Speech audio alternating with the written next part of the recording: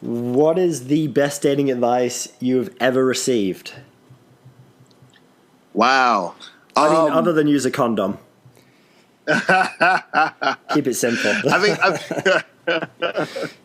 think one of the biggest dating, the best dating advice that I've received or that I've heard or whatever was to not follow your woman.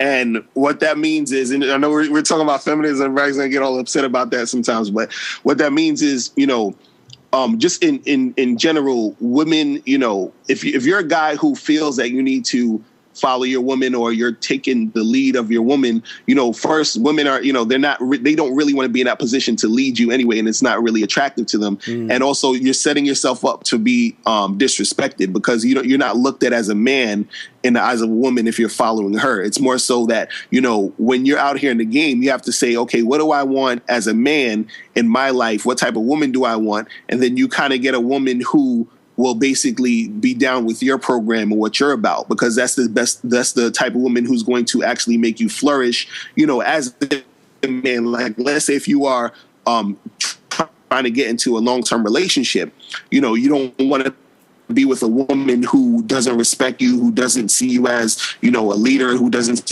respect, the type of things that you're trying to do. If you're following her and you're, like, let's say she's like, oh, I got to move to this state, and you're moving to that state because she feels like she needs to move here for a job. She's not going to respect you as a man you're just picking up everything and just moving because of her. It's more so that as a man, you have to build your empire, build what you're doing, and find a woman who's going to complement what you're about. You understand? You're trying to find a queen to your, to your castle. You understand? So that's the thing. That's a big, and I noticed that once I started to, realize that, the importance of, that aspect of like not following your woman, and all it's really saying is that you're valuing yourself as a man, and it also shows you the value as a man that you have. You understand? Because I think a lot of guys devalue themselves. They think that, what do I do to make this girl like me? What do I do to get this girl? It's like, well, that's all cool and everything, but it's like, what is this girl going to do to impress me, to make me want to make her a part of my team? You understand what I'm saying? So it's now I have her following my lead instead of me trying to